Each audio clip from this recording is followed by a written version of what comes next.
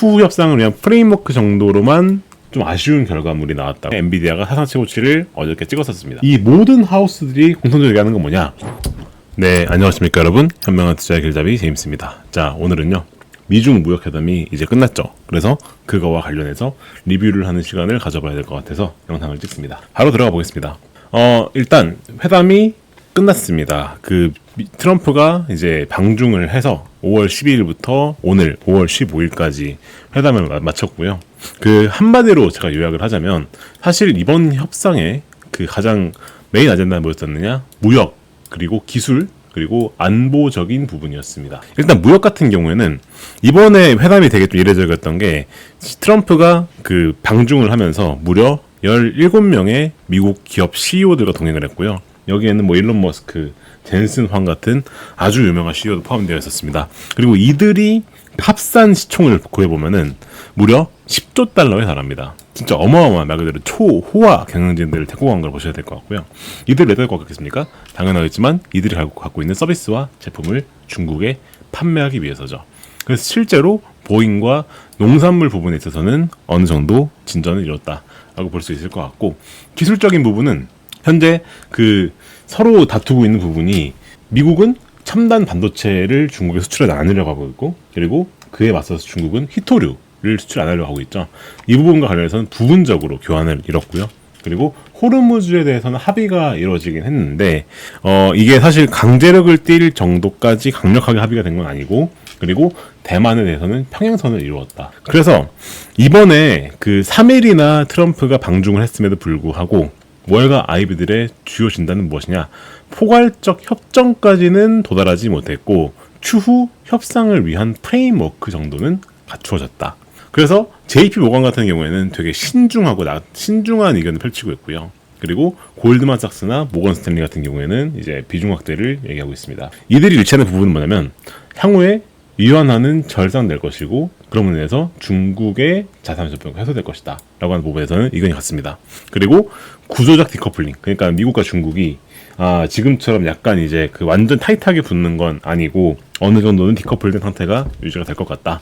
그리고 대만 리스크는 잔존해 있다. 이 부분이 월가의 주로 이벤트라고 보시면 좋을 것 같습니다. 자, 4일간 외교 일정을 상세하게 보겠습니다. 일단 5월 12일 날에 출발을 했죠. 그래서 베이징에 5월 13일 날 도착을 했습니다. 그래서 부주석과 이제 얘기를 했고, 그리고 5월 14일에 본무대를 시작했습니다. 그래서 2시간 동안 단독 회담을 했고요. 그리고 공동 성명이 5월 15일에 나왔는데, 이때 보잉 200대 이제 중국에 사겠다 라고 얘기를 했고, H200에 대해서 이게 사실 좀 모호합니다. 이게 팔겠다는 건 안 팔겠다는 모호해요. 약간 부분적인 얘기를 했고요. 그리고 호르무즈 해협에 대해서 양국 모두가 빨리 열어야 된다라는 합의를 발표를 했으나, 이것도 사실 강제력은 없는 그런 성명이 발표가 돼서, 아까 말씀드렸던 것처럼 포괄적인 뭔가 그랜드 딜이랑 성낸 건 아니고, 추후 협상을 위한 프레임워크 정도로만 협상이 끝난, 어떻게 보면 좀 아쉬운 결과물이 나왔다고 볼 수 있는 그런 부분이 발표가 되었습니다. 이번에 트럼프가 방중을 하면서 미국이 얻고 싶었던 건 뭐냐? 5B 프레임워크를 이번에 설정을 하자라고 생각해서 이제 미국이 방중을 했어요. 5B가 뭐냐? 다시 한번 말씀드리면 보잉, 비프, 빈, 보드 오브 트레이드, 보드 오브 인베스트먼트라는 겁니다. 쉽게 말해서 트럼프가 원하는 거는 미국의 무역 적자를 줄이고 싶은 거기 때문에 중국 시장을 개방을 해서 중국에다가 미국에 가지고 있는 수출하겠다. 대표적인 게 보잉 제트기, 그리고 미국의 농산물, 빈이 그거겠죠. 이제 비프는 소고기고 빈은 콩입니다. 이거를 우리가 수출을 해야 되겠다라는 니즈가 있었고, 그리고 중국에 대한 투자, 그리고 중국에 대한 무역을 우리가 이제 위원회를 만들어서 구체적으로 아까 말씀드렸던 것처럼 중국 시장에 대한 개방을 진행하자라고 했던 게 이번에 트럼프의 목적이었습니다. 그래서 원래 보잉 제트기 같은 경우에는 500대를 수출 목표를 한다. 왜냐? 500대가 수출이 되면 그 순간 미국의 무역 적자가 많이 해소가 됩니다. 중국과 지금 현재 가지고 있는 무역 적자가 상당 부분이 해소가 돼요. 그래서 500대를 팔려고 했는데 당초에는 200대가 팔렸습니다. 그래서 이따 말씀드리겠지만 보잉 주가가 급락을 했어요. 원래 시장이 기대했던 거는 500대를 팔려고 했었는데 500대가 팔리지 않았는데 200대만 팔린 거죠. 그래서 이 부분에서도 협상이 아까 말씀드렸던 것처럼 그랜드 바겐은 아니고 어느 정도 진척이 조금은 있었으나 그게 완벽한 협정은 아닌 이라고 제가 말씀드리는 그 근거 중 하나가 보잉 제트기가 500대가 아니라 200대가 팔린 부분, 이런 부분들이 있다는 거죠. 그래서 이제 이런 부분도 있고, 그리고 옛날에 트럼프가 일기 때 중국이 뭐 이런 제트기나 뭐 콩이나 소고기나 사주겠다 약속을 했었는데 이 약속을 어겼어요, 중국이. 그래서 이번에는 단순히 구매 약속이 아니라 이행 감시 기구를 만들어서 실제로 이 중국이 약속한 거를 지키는지까지 보겠다라고 했던 게 이번에 미국의 카드였습니다. 자, 그게 어떻게 됐었느냐 한번 보겠습니다. 아까 말씀드렸던 것처럼 보잉은 200대만 팔렸고요. 그래서 시장 기대 500대 이상이었기 때문에 발표 직후에 보잉 주가가 무려 4.7% 빠지는 그런 일이 있었습니다. 그리고 농산물 같은 경우에는 두 자릿수 10억 달러가 추가로 수출되기로 했다라고 이렇게 얘기가 됐습니다. 그래서 대두, 소고기, 돼지고기 등 이런 것들을 판매하기로 했다라고 얘기를 했고요. 그리고 에너지 같은 경우도 미국산 원유와 LNG 수입 확대하겠다라는 얘기를 했는데, 그와 동시에 또 어떤 얘기를 했느냐, 중국이 이란 석유를 같이 구매하겠다는 말을 또 했죠. 그래서 이 부분에서도 약간 좀 괴리감이 좀 있는 이제 그러한 결과가 나왔습니다. 그래서 이렇게 됐고요. 그리고 중국의 H200을 수출하는 부분에 있어서도 얘기가 나온 건 맞는데, 근데 이 부분은 현재 지금 당국자마다 얘기는 조금씩은 갈립니다. 현재 이 알리바바, 텐센트, 바이센트 같은 이 대형 테크 기업의 특정 라이선스 하에 이 H200을 기업당 최대 75K까지는 구매할 수 있게 해주겠다라고 얘기를 했는데, 이게 이제 실제로 그렇게 될 것인가는 지켜봐야지 알 것 같은 부분이고요. 근데 이 뉴스가 이제 나왔기 때문에 엔비디아가 사상 최고치를 어저께 찍었었습니다. 이제 이런 부분들, 이 하나의 이벤트였다라고 볼 수가 있겠다라는 거죠. 이런 부분도 있었고요. H200 같은 경우는 라이선스를 부여를 하고 기업당 최대 75K만큼만 수출하겠다. 그리고 알리바바, 텐센트, 바이스댄스, 바이두 같은 주력 4개사가 완성한도를 뛰게 되는 이런 부분을 얘기를 했고요. 만약에 정말 이게 딜이 이루어진다고 한다면 엔비디아의 어닝의 8%에서 12%까지 상향 요인이 나온다. 이게 진짜 엄청나게 클 겁니다. 그래서 이게 실제로 이루어진다면 엔비디아 컨센서스가 올라갈 가능성이 크다라고 하는 부분을 한번 면밀히 보시면 좋겠다 말씀을 드려야 될 것 같고요. 그래서 이 기술과 관련된 부분에 있어서는 기브 앤 테이크 매트릭스가 이렇게 구성이 됩니다. 일단 미국 같은 경우에는 중국에 뭘 주느냐, 첨단 반도체를 주는 거죠. 그리고 중국은 미국에게 광물을 줍니다. 히토리나 자석 같은 이런 걸 주는 거죠. 그리고 미국은 중국에게 인프라 플랫폼을 주는 겁니다. 그래서 이제 시스코 네트워크스 같은 데서 하는 이런 장비들을 또 추가로 주는 거고요. 그리고 중국은 미국에게 자국 AI 강화 카드를 꺼내는 거죠. 그래서 이런 부분들이 이번에 기술의 핵심이었었는데, 사실 이것도 실제로 이행이 되느냐라고 하는 거를 면밀히 지켜볼 필요가 있는, 왜냐, 합의가 한두 달 그때 그렇습니다. 그 부분을 우리가 한번 꼭 볼 필요가 있겠다 말씀드려야 될 것 같고요.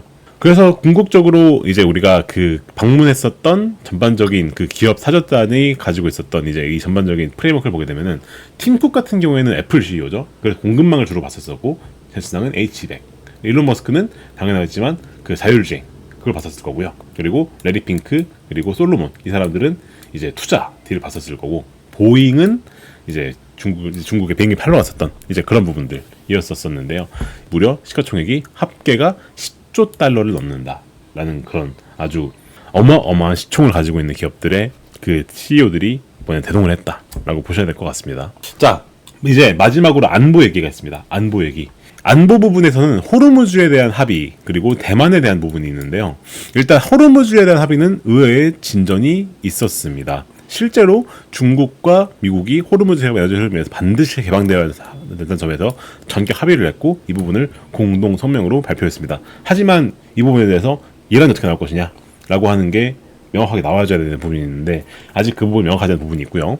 그리고 이제 이란이 핵무기를 보유해서는 안 된다라고 하는 부분까지도 동의를 했습니다. 이게 사실 놀라운 부분이었었는데, 중국이 이란에 어떻게 보면 핵무기를 가지면 안 된다는 거에 동의를 한 거죠. 그 부분이 좀 쇼킹했던 부분 중 하나였습니다. 그리고 대만 관련된 부분에 있어서는 델레드레는 다시 한번 확인을 했는데, 시진핑이 트럼프 앞에서 대놓고 대만 문제는 중미 관계에서 가장 중요한 이슈다. 만약에 대만 독립과 대만 해협 평화 이 부분을 건드린다면 충돌과 분쟁 가능성을 일으킬 수 있다라고 얘기를 했고요. 그리고 미국이 대만에 무기를 파는 것을 아주 강하게 불만 제기를 했습니다. 트럼프는 이 부분에 코멘트를 피했어요.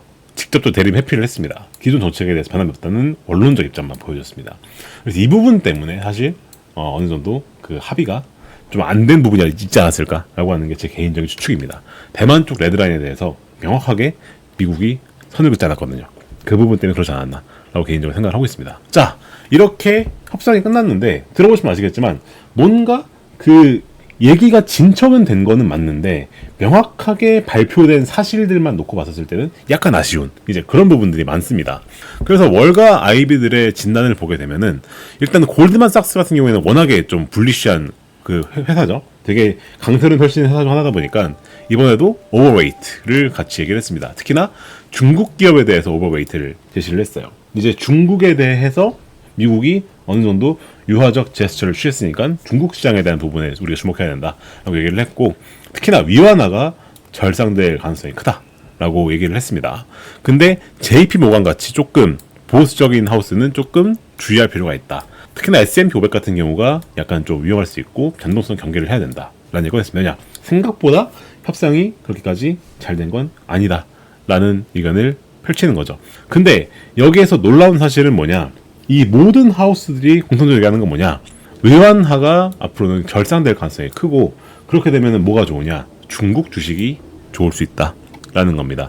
그래서 지금까지는 미국 주식이 위주로 달렸지만은 이제 중국 주식이 지금 많이 저평가되어 있고, 이 부분에 대해서 다시 한번 볼 필요가 있다라는 얘기를 모든 하우스가 공통적으로 얘기를 한다라는 거죠.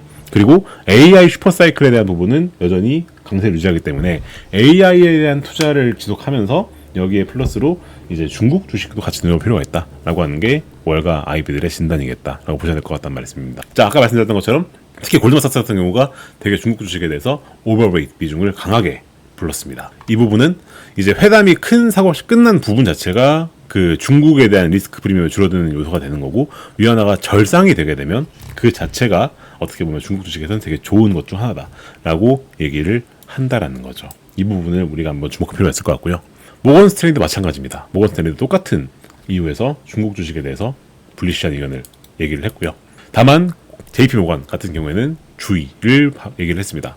특히나 다이먼이 이쪽에 대해서 되게 보수적인데, 현재 주식시장이 랠리를 펼쳐갖고 S&P 500이 현재 7,500까지 돌파를 했죠. 그래서 현재 주식시장이 매우 높이 올라왔고, 이에 비해서 신용 스프레드가 매우 낮은 상황이다. 그리고 회담이 포괄 협정이 아닌 점을 지적을 하면서 아직까지는 우리가 그 눈여겨볼 필요가 있는 부분이 남았다라고 얘기를 합니다. 그래서 다이먼의 경계로는 하방 해지를 할 필요가 있다라고 얘기하는 부분이 있고요. 근데 CT은행 같은 경우는 AI 그리고 그 아까 말씀드렸던 엔비디아에 대한 부분 때문에 계속해서 테크 쪽에 대해서는 오버웨이트 비중을 유지할 필요가 있다라는 이런 말을 겸하고 있다라고 마셔야 될 것 같습니다.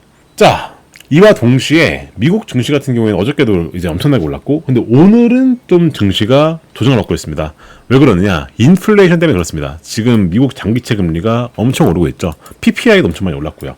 그러다 보니까 인플레이션에 대한 부분이 계속적으로 구조적으로 압력이 이어지고 있다라는 부분, 이 부분을 주목해서 볼 필요가 있을 것 같은데, 사실상 여기에 또 핵심은 뭐냐? AI입니다. AI가 이제 자동화 효율성을 가속화시켜서 인플레를 낮출 걸 이겨냈단 말이에요. 그래서 이 AI가 어떻게 생산성을 향상시키느냐를 주목하면서 인플레를 주목하고, 아까 말씀드렸던 것처럼 이제 중국이나 이런 나라들도 눈을 돌릴 필요가 있다라고 하는 게 주로 월가에서 얘기하는 뷰이겠다 말씀을 드려야 될 것 같습니다.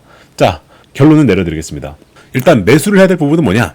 아까 말씀드렸던 것처럼 이제 중국 쪽이 다시 뜰 가능성이 커진다는 게 월가의 공통적 의견이다 말씀드려야 될 것 같고요. 그리고 AI에 대한 데이터 센터 공급망 여전히 갈 것이다라는 것도 다 공통된 의견입니다. 하지만 우리가 좀 해지해야 될 부분은 무엇이냐? 사실 이제 이 대만 쪽에 대한 리스크가 아직 남아있는 건 맞고요. 그리고 이 인플레이션 우려가 크기 때문에 인플레이션 우려에 의해서 국채 시장에서 변동성이 올 수 있다. 그리고 그 아까 말씀드렸던 이 대만과 관련된 부분에 있어서 중국이 계속적으로 미국에 챌린지를 걸고, 그렇게 됐을 때 미국이 이 그 대만에다가 무기를 파는 거를 실제로 수행을 한다. 그리고 기사가 나온다 하게 되면 그때는 좀 위험이 커질 수 있다 말씀드려야 될 것 같고, 그리고 이란에 대해서 발표를 공통을 하긴 했습니다. 핵무기 보유해서는 안 된다, 호르무즈 열어야 된다 했지만 사실상 구속력은 없단 말이에요. 그러다 보니까 이란이 어떻게 나올 것이냐 라고 하는 부분을 여전히 볼 필요도 있다. 그래서 제 개인의 추천은 중국 ETF를 좀 투자를 하면서 빅테크 쪽에 대한 익스포저는 계속 유지하는 게 좋을 것 같다.